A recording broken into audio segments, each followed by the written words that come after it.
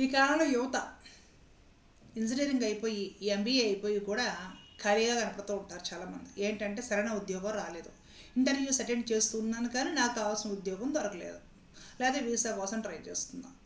ఎప్పటి వరకు అంటే కొన్ని సంవత్సరాలు పడుతూ ఉంటుంది అనమాట. అలా కాలక్షేపం అయిపోతూ ఉంటుంది. మరి వీళ్ళు ఏం చేస్తారు అంటే పేరెంట్స్ కాస్త సంపాదిస్తే ఆ సొమ్ము తిని, లేకపోతే ఫ్రెండ్స్ దగ్గర అప్పులు చేసి, ఇంకా లేకపోతే వాళ్ళకి పేరెంట్స్ కొనిచ్చిన బైకు, చైను, విలువైన వస్తువులు, ఫోన్లు అలాంటివి కూడా అమ్ముకొని కాలక్షేపం చేసుకుంటూ, ఏమిటి విషయం అంటే ఇంకా నాకు మంచి జాబ్ రాలేదు దానికోసం ట్రై చేస్తున్నానని సమాధానాలు చెప్పుకుంటూ సెల్ ఫోన్లో చూసుకుంటూ టైం వృధా చేస్తూ ఉంటారు. ఇలాంటి యువతకు తెలియాల్సిన విషయం ఏంటో తెలుసా? మనసు ఉంటే మార్గం ఉంటుంది. కష్టపడాలి, శ్రమ చేయాలి. నిజాయితీగా చేసే పని ఎప్పుడూ తప్పు కాదు, దానివల్ల పరువేమీ పోదు.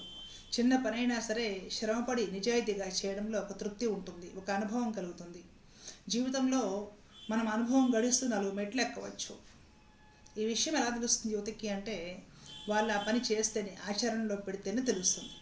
ఆచరణలో పెట్టకుండా పుస్తకాలు చదివి సోషల్ మీడియాలో వీడియోస్ చూసి వదిలేస్తే ఇంకంతే, వీళ్ళు చూసి వదిలేస్తారు, అక్కడికది ఆగిపోతుంది. ఆచరిస్తేనే ఏ విషయమైనా కూడా మనకు అర్థమవుతుంది.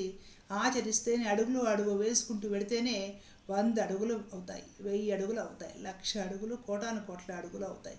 చివరికి చేరాల్సిన గమ్యం చేరుతాం. లేటెస్ట్గా ఒక కథనం అందించాలనుకుంటున్నాను నేను. విషయం ఏంటంటే ఈ మధ్య వచ్చిన ఒక మంచి న్యూస్. ఒక యువకుడు ఎంబీఏ చేశాడు, జాబ్ ఏమీ దొరకలేదు. ఏదైనా బిజినెస్ చేద్దాం అనుకుంటే తన దగ్గర లక్షలు కోట్లాది రూపాయల పెట్టుబడి పెట్టడానికి డబ్బు లేదు. అతను ఏం చేశాడంటే చక్కగా ఇంతంత మంచి కుండలు తీసుకొచ్చాడు, ఎర్రటి కుండలు. ఆ కుండలు తీసుకొచ్చేసి రాత్రి వేళ పాలల్లోనూ పెరుగులోనూ ఈ చిరుధాన్యాలు ఉంటాయి కదా, జొన్నలు, రాగులు, సజ్జలు, రాగిపిండి ఇట్లాంటివి వేసేసి ప్రోబయాటిక్ తయారు చేశాడు. అంటే చల్దీ అన్నం అంటారు అన్నమాట. చద్ది అంటాం మనం.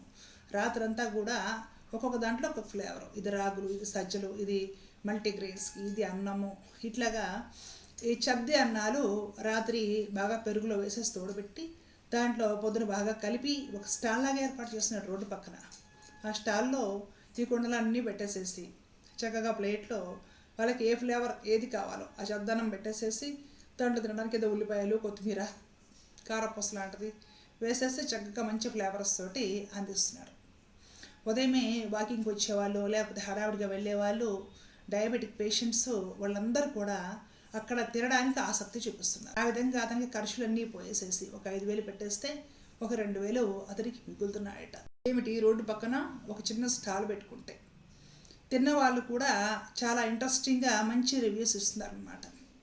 మాకు డయాబెటిక్ అనుకోండి, మా ఒక్కరి కోసమే పొద్దున్నే చద్దన్నం మేము చేయమంటే చేయరు కదా ఇంట్లో వాళ్ళు, వాళ్ళ హడావిడిలో వాళ్ళు ఉంటారు. అలాగే ఉదయం వాకింగ్కి వెళ్ళేవాళ్ళు, ఉదయం వ్యాయామం చేయడానికి వెళ్ళేవాళ్ళు, హడావిడిగా ఆఫీస్కి బయలుదేరే వాళ్ళు చక్కగా అక్కడ ఆగేసేసి తింటుంటే వేసవి కూడా వచ్చింది కదా, కడుపులో చల్లగా హాయిగా ఉంటుంది. ప్రోబయాటిక్ అంటే కొంచెం రాత్రి నైట్ అంతా పులిసింది హెల్త్కి మంచిది. దీనివల్ల రోగనిరోధక శక్తి పెరుగుతుంది. ఇంట్లో ప్రతిరోజు ఒకరి కోసం ఇద్దరి కోసం రోజు చేయాలంటే అవ్వదు.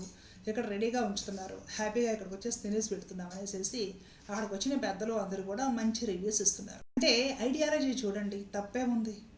నలుగురు చద్దనం అమ్ముకుంటున్నాడు అనుకోవచ్చు గిట్టని వాళ్ళు. అనుకునే వాళ్ళు మీకు ఏదైనా ఆపద వచ్చేది తీరుస్తారా? మీకు ఏదైనా కష్టం వస్తే ఆదుకోవడానికి ప్రయత్నం చేస్తారా?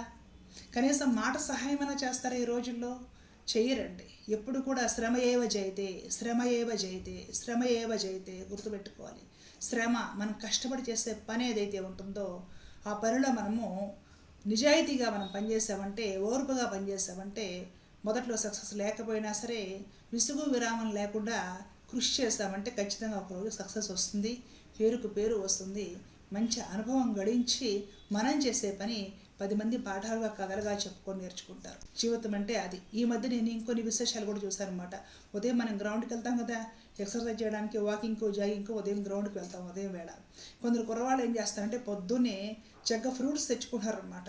ఈ బొప్పాయి ముక్కలు, యాపిల్ ముక్కలు, గ్రేప్స్, ఆరెంజ్, చిన్న చిన్న ముక్కలు కట్ చేస్తున్నారు వాళ్ళ ఇంట్లోనే. ఇంత డిస్పోజబుల్ బాక్స్ ఉంటాయి కదా, ఆ బాక్సుల్లో ఆ ఫ్రూట్స్ అన్నీ ఒక బాక్స్ నిండా పెట్టేసి ఒక టూత్ పిక్, ఒక స్పూన్ లాంటిది తినడానికి పెట్టేసేసి ఒక చిన్న బాస్కెట్ లాంటి దాంట్లో పెట్టుకొని ఒక ట్రేలో పెట్టుకొని ఆ గ్రౌండ్ బయట పెట్టేసుకుంటున్నారు.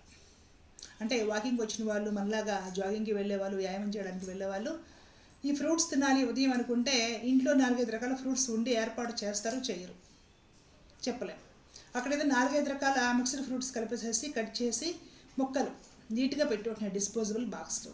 కొనుక్కొని తీసుకొని టూత్పిక్తో హ్యాపీగా తినేయడమే. పొద్దునే ఒక బాక్స్ ఫ్రూట్స్ తిన్నట్లు అవుతుంది అన్నమాట. చిన్న బాక్స్ ఒక 50 రూపాయలు ఏమో. అట్లాగా పొద్దునే ఈజీగా ఒక 50 బాక్స్లు అమ్ముకుంటున్నారు తెచ్చుకొని. ఎంతసేపు పని అంటే ఉదయం 6 గంటలకే తెచ్చి పెట్టేసుకుంటారు. ఈ వ్యాయామం చేయడానికి గ్రౌండ్కి పార్క్కి వస్తారు కదా, వాళ్ళు వ్యాయామం చేసేసి కొనుక్కొని తింటూ ఉంటారు అనమాట. 9 అయ్యేసరికి మొత్తం వెళ్ళిపోతారు.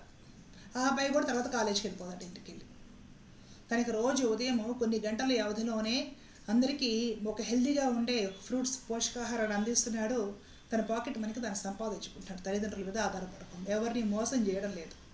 ఇంజనీరింగ్ చదివి కొందరు విద్యార్థులు డబ్బుల కోసం అనేసి చైన్ స్నాచర్స్ దొంగలు అవుతున్నారు. బైకులు కాజేయడము, చైన్లు కొట్టేయడము, ఇలాంటి పనులు చేసేసి నేరగాళ్ళు అవుతూ ఉంటే, ఇంకొందరు పేద పిల్లలు మాత్రము వాళ్ళ చదువులకి వాళ్ళ ఖర్చులకి తల్లిదండ్రుల మీద ఆధారపడకుండా ఉండటానికి ఇలాంటి వాళ్ళకి తోచినంతలోనే ఎక్కువ పెట్టుబడి కూడా పెట్టలేదు. ఫ్రూట్స్ తెచ్చుకుంటారు, కట్ చేసుకుంటారు, చిన్న చిన్న బాక్స్లో పెట్టేసేసి ఉదయం ఒక 2-3 అవర్స్ పార్కుల బయట గ్రౌండ్ బయట నిలబడి వ్యాయామం చేయడానికి వచ్చిన వాళ్ళకి ఇస్తే వాళ్ళు 50 ఎంత ఇస్తారు.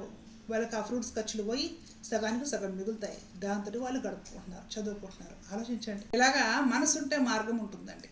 ఏ పని కూడా తప్పుడు పని కాదు, ఏ పని కూడా చిన్నతనము అని పరువు తక్కువ అని చిన్నపుచ్చుకోవాల్సిన పని లేదు. నిజాయితీగా మనం శ్రద్ధ పెట్టి ఎవరిని మోసం చేయకుండా ఒళ్ళు వంచి చెమట చిందించి చేసే పని ఏదైనా కూడా భగవత్ పూజ అవుతుంది.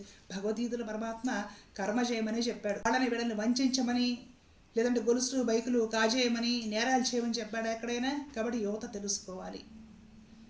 మీకు ఉన్నంతలోనే, ఓపిక ఉన్నంతలోనే, తెలిసినంతలోనే చక్కగా శ్రమపడి మీ పాకెట్ మనకి మీరు సంపాదించుకోండి. ఉద్యోగం లేదు, రాలేదు అని ఎదురు చూడొద్దు. ఆ ప్రయత్నాలు చేసుకుంటూనే మీరు ఈ రోజు ఉన్న సమయం వృధా చేసుకోకుండా ఏదైనా ఇలాంటి మీకు తోచినంతలో, మీకు పరిధి ఉన్నంతలో మంచి మంచి పనులు చేసి కూడా కష్టపడి కూడా మీ పాకెట్ మనీకి మీరు సంపాదించుకోవచ్చు. ఈ నేరాలు యువత చేయకూడదు. తర్వాత నేరగాళ్ళ తయారవుతూ ఉంటే దేశానికి సమాజానికి మంచిది. ఆలోచించండి.